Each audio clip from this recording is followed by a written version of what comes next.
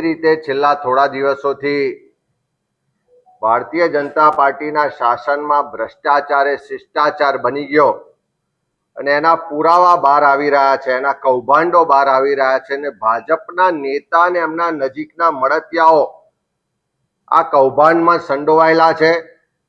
એમના આશીર્વાદથી જ આ ભ્રષ્ટાચાર ચાલી રહ્યું છે એવું ચારે તરફ હવે સ્વયંભૂ ગુજરાતની જનતા બહાર આવી અને પુરાવાઓ સાથે સરકારને પણ રજૂઆત કરી રહી છે અને વિપક્ષ તરીકે અમારી પાસે પણ આવી રહી છે. આજે ગુજરાતમાં ભ્રષ્ટાચાર શિષ્ટાચાર બની ગયો અને કોઈ પણ જાતના ડર વગર, કોઈની પણ શરમ વગર તમામ નીતિમત્તા નિયમોને નેવે મૂકી અને ખુલ્લેઆમ ભ્રષ્ટાચાર ચાલી રહ્યો છે. નરેન્દ્રભાઈ મોદી આજે દેશના વડાપ્રધાન છે અને એ જ સરકારના બજેટમાંથી જે મનરેગા માટે કરોડો રૂપિયા ગુજરાતમાં ફળવાય કે ગુજરાતના સામાન્ય લોકોને પોતાના ઘર આંગણે આ કાયદા હેઠળ 100 દિવસ રોજગાર સુનિશ્ચિત થાય, એનું સ્થળાંતર અટકે, એના પરિવારની આર્થિક સ્થિતિ સુધરે, એવા ઉમદા હેતુ સાથે યુપીએ ગવર્મેન્ટથી આ કાયદો લાગુ કરવામાં આવ્યો અને આજે નરેન્દ્રભાઈની કેન્દ્ર સરકારમાંથી કરોડો રૂપિયાનું બજેટ ગુજરાતને ફાળવવામાં આવે છે. પણ આ બજેટમાંથી સ્થાનિક મજૂરોને રોજગાર આપવાને બદલે આજે ભાજપના નેતાઓને એમના મળતિયાઓ પોતાના ખિસ્સાને ઘર ભરી રહ્યા છે. હજુ દાહોદમાં રાજ્ય સરકારના મંત્રી બચુભાઈ ખાબડના બે પુત્રો જે કૌભાંડમાં ભ્રષ્ટાચારમાં સંડોવાયાનું બહાર આવ્યું છે, 100 કરોડ કરતા વધારેનો ભ્રષ્ટાચાર તો ખાલી દેવગઢ, બારિયા, ધાનપુરના થોડા જ ગામોમાં થયો છે. દાહોદ જિલ્લાની તપાસ થાય તો 1000 કરોડ કરતા વધારેનો ભ્રષ્ટાચાર પકડાવાનો છે.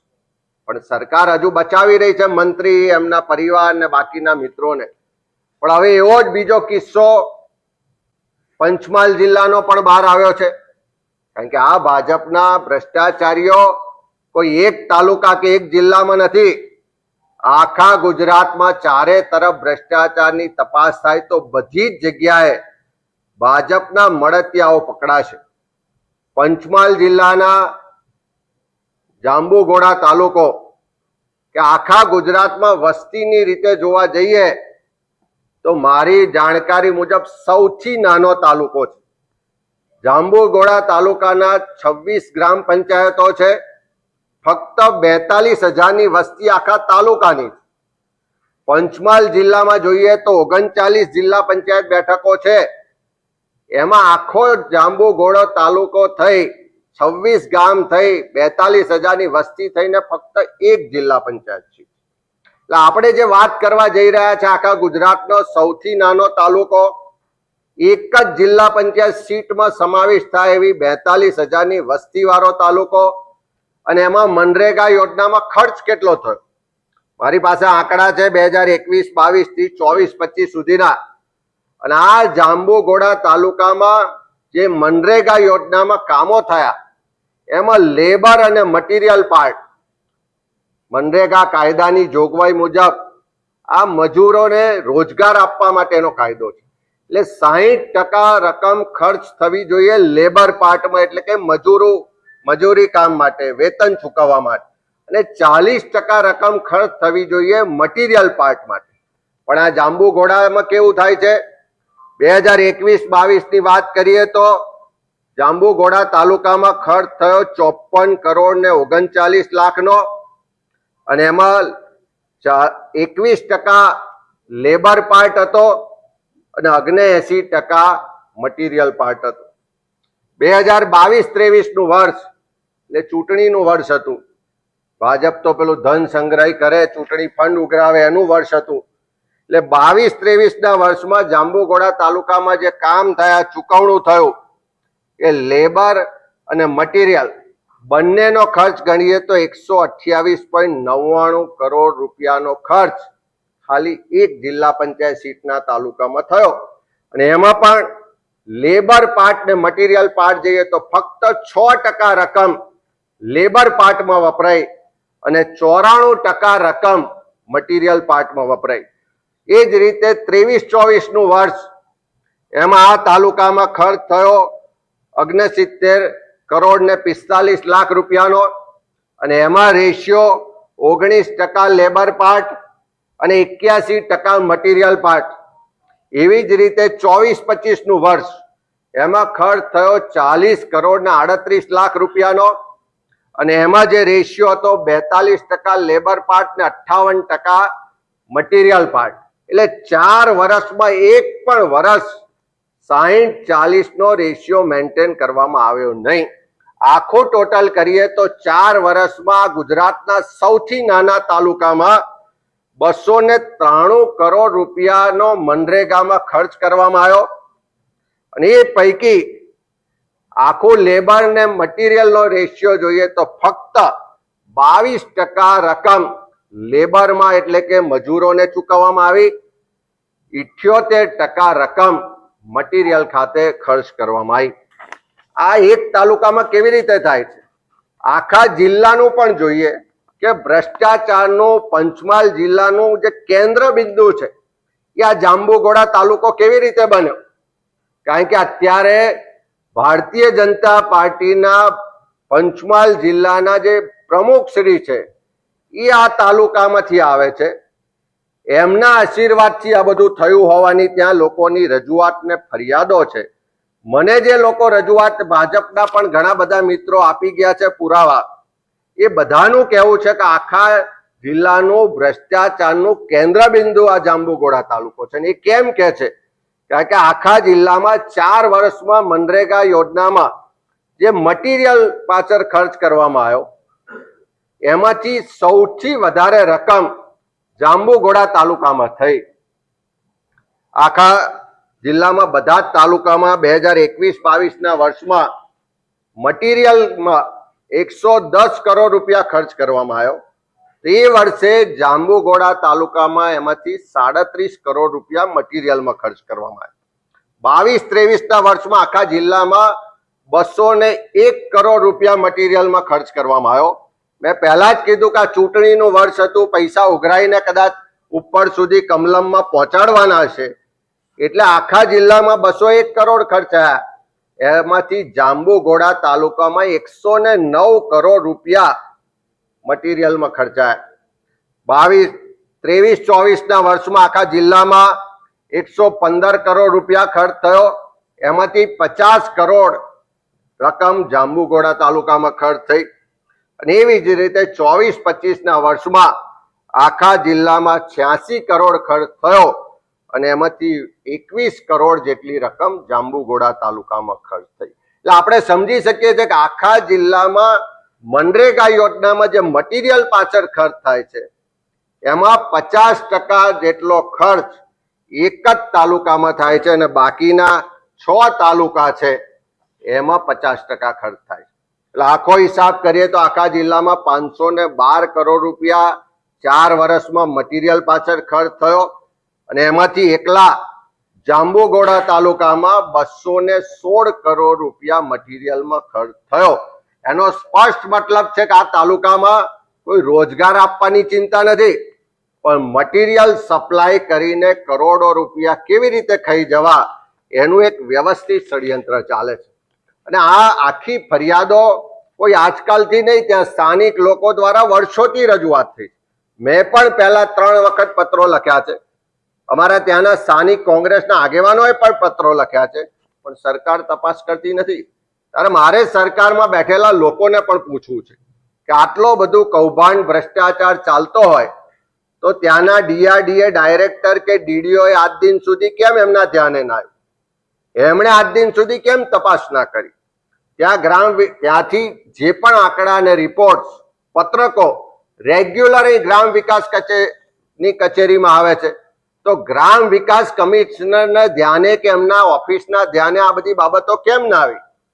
રાજ્ય સરકારના જે ગ્રામ વિકાસ મંત્રી છે એમના ધ્યાને આ બધી હકીકતો કેમ ના આવી?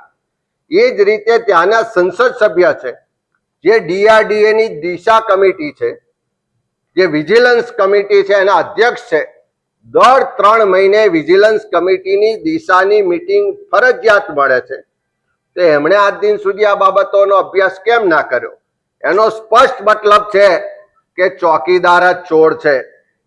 જે લોકોની જવાબદારી છે ચોકીદારીની, જે લોકોની જવાબદારી છે ભ્રષ્ટાચાર અટકાવવાની, એવા લોકો સામેલ હોય તો જ આ શક્ય બને. જે રીતે દાહોદ જિલ્લામાં બહાર આવ્યું, આ પંચમહાલ જિલ્લાની ફરિયાદો છે, ત્યારે કેન્દ્ર સરકાર તરફથી તો આપણા વડાપ્રધાન હમણાં 26 તારીખે દાહોદમાં આવે છે, ત્યારે એમને પણ મારે થોડી હકીકતો પહોંચાડવી છે. જે ભાજપના મિત્રો થોડી હકીકતો મને આપી ગયા કે આખું જે આ મટીરિયલ સપ્લાય ચાલે છે એ જાંબુઘોડા તાલુકામાં 4 જ એજન્સીઓ સપ્લાય કરે છે. પહેલી એજન્સી છે ગિરિરાજ ટ્રેડર્સ, બીજી એજન્સી છે ગિરિરાજ સપ્લાયર્સ, ત્રીજી એજન્સી છે ગિરિરાજ એન્ટરપ્રાઇઝ અને ચોથી એજન્સી છે જય માતાજી સપ્લાયર્સ. મને કોઈ કીધું કે આટલું બધું કરોડોનું મટીરિયલ સપ્લાય કરતા હોય તો મોટી એજન્સી હશે, મોટું કામકાજ હશે, તો કોણ છે આ લોકો? હમણાં જીએસટી ની વેબસાઇટ પરથી હમણાં જ એના પિન નંબર, જે ટીન નંબર હોય એ નાખીને હકીકતો જે કાઢી છે અને એમાં જે બહાર આવ્યું છે કે ગિરિરાજ ટ્રેડર્સ છે, જેણે હું માનું છું કે કરોડો રૂપિયાનું મટીરિયલ સપ્લાય કર્યું છે, એના જે લીગલ નેમ ઓફ બિઝનેસ જેનું નામ છે મયંક કુમાર દેસાઈ છે. હજુ ચેક કરવાનું છે, પણ મને કોઈ કહ્યું કે જિલ્લા ભારતીય જનતા પાર્ટીના હાલના પ્રમુખ છે. બીજું નામ અહીંયા આવ્યું છે ગિરિરાજ એન્ટરપ્રાઇઝ, એમાં પણ માલિકનું નામ આવ્યું છે જિગ્નેશ સુંદરલાલ દેસાઈ. ત્રીજું નામ જે ગિરિરાજ સપ્લાયર્સ એજન્સી છે એમાં નામ આવ્યું છે કેતુબેન મયંક કુમાર દેસાઈ, એ પૂર્વ જિલ્લા પંચાયતના પ્રમુખ અને હાલના જિલ્લા ભાજપના પ્રમુખના પત્ની હોઈ શકે છે. અને ચોથું નામ આવ્યું છે જય માતાજી સપ્લાયર્સ અને એમાં નામ છે છત્રસિંહ ભરતસિંહ બારિયા. મને કોઈ કીધું કે જિલ્લા ભાજપ પ્રમુખના ખૂબ નજીકના માણસ છે, એક સમય એમના ડ્રાઈવર પણ હતા. અને આ ચારે નામ જે રીતે બહાર આવ્યા છે, ચારે એજન્સીએ કેટલા કરોડનું મટીરિયલ સપ્લાય કર્યું એ બધા જ આંકડા રેકોર્ડ પર છે, મારી પાસે એના પુરાવા પણ છે. મારી રાજ્ય સરકારને વિનંતી છે, સાથે માગણી પણ છે, વડાપ્રધાન શ્રી 26 તારીખે ગુજરાત આવી રહ્યા છે, ત્યારે એમને પણ કહેવું છે કે આપણે ચૂંટણીમાં ભાષણો ખૂબ કર્યા કે દેશમાં વડાપ્રધાન સ્વર્ગસ્થ રાજીવ ગાંધીજી હતા ત્યારે 1 રૂપિયો કેન્દ્રમાંથી મોકલવામાં આવે તો નીચે 10 પૈસા પહોંચે છે. આજે નરેન્દ્રભાઈના શાસનમાં પંચાયતથી લઈને પાર્લામેન્ટ સુધી એમના જ ભાજપના લોકો બેઠા છે, એમનું જ શાસન છે. ગુજરાતમાં તો એમના ખાસ બધા જે પોતાના ફેસબુક કે ટ્વિટરમાં આઈડીમાં મૂકતા હતા કે હું ચોકીદાર છું, એવા ચોકીદારો બેઠા છે. અને એ જ ચોકીદારો હવે ચોરી કરે છે અને નરેન્દ્રભાઈ જે ઉપરથી 1 રૂપિયો મોકલે છે, આ ચોકીદારો નીચે 1 પૈસો પણ પ્રજા સુધી પહોંચવા દેતા નથી. મને જે આખી ફરિયાદો મળી છે, જે મુજબ થોડા ગામના આંકડા અને વિગતો પણ આપણી પાસે છે, એ ગામોમાં એક ગામમાં લગભગ 2,000 કામો મંજૂર થયા છે. મારી પાસે 3 જ ગામની વિગતો આપું આપને કે ખાંડીવાવ ગામ છે, ત્યાંની ગામની વસ્તી છે 1250ની. એનો જે એરિયા છે એ 2 સ્ક્વેર કિલોમીટરના એરિયામાં ગામ વસેલું છે. ત્યાં જે જોબ કાર્ડ ઇસ્યુ થયેલા છે, જે એક્ટિવ જોબ કાર્ડ છે, જે ગવર્મેન્ટની વેબસાઇટ પર અવેલેબલ છે, એવા 196 એક્ટિવ જોબ કાર્ડ હોલ્ડર છે. એટલે 196 લોકો જ કામ કરવા આવે છે.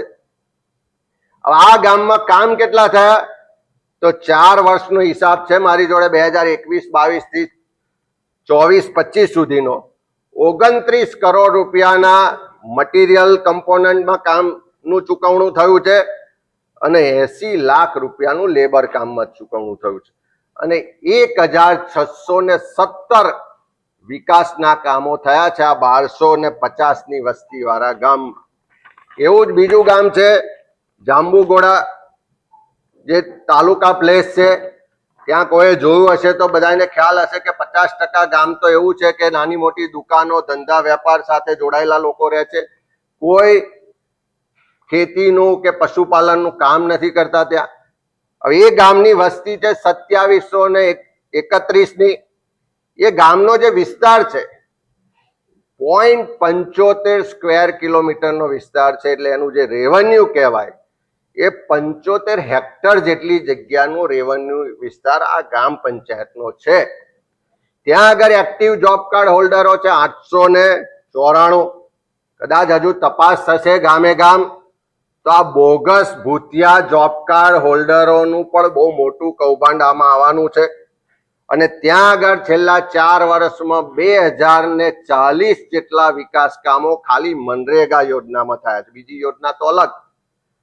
એમાં 17.62 કરોડ રૂપિયાનું મટીરિયલ વપરાયું છે અને 46.96 એટલે કે 47 લાખ રૂપિયા લેબર માટે ચૂકવાયા છે એવા આંકડા છે.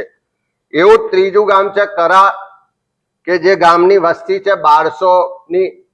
એ ગામનું ક્ષેત્રફળ છે 2.47 સ્ક્વેર કિલોમીટર. એ ગામમાં એક્ટિવ જોબ કાર્ડ હોલ્ડરો છે 478. એ ગામમાં 1438 કામ થયા છે 4 વર્ષમાં. એમાં ખર્ચ કેટલો થયો તો મટીરિયલ પાર્ટ લેકે 26 કરોડ ને 50 લાખ રૂપિયાનો મટીરિયલ ખર્ચ થયો છે અને લગભગ 25 લાખ રૂપિયાનો લેબર ખર્ચ થયો. આ આંકડા 4 જ ગામના આપ્યા છે. મારી જોડે 26 ગામના આંકડા છે.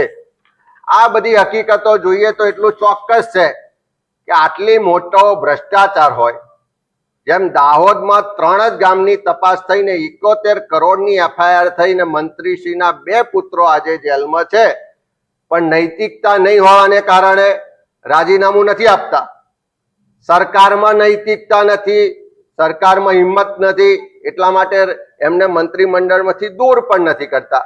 ત્યારે આ બીજો ભ્રષ્ટાચારનો મુદ્દો ફરિયાદ બહાર આવી છે કે હવે ભારતીય જનતા પાર્ટીના જિલ્લાના પ્રમુખ છે એ જ વિસ્તારમાંથી પૂર્વ જિલ્લા પંચાયતના પ્રમુખ રહ્યા છે, એમને ત્યાં પણ જો આની તપાસ થાય તો હું ચોક્કસ કહું છું કે 100 કરોડ કરતા વધારેનો ભ્રષ્ટાચાર બહાર આવશે.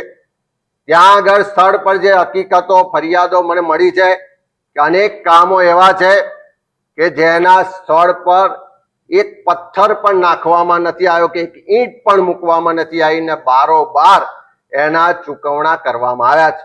ત્યાં જેટલા લોકો વસવાટ નથી કરતા, પશુપાલન નથી કરતા, જેને ત્યાં પશુ જ નથી, એવા સેંકડો લોકોને ત્યાં કેટલ શેડ મંજૂર કર્યા છે એવા બતાવી અને એનું બારોબાર બિલ ચૂકવવામાં આવ્યું છે.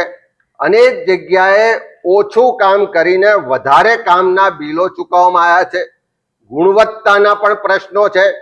ખોટા અને બોગસ જોબ કાર્ડો ઇસ્યુ થઈને એના લેબર કમ્પોનન્ટ છે એમાં પણ મોટું કરપ્શન છે એવી ફરિયાદો છે.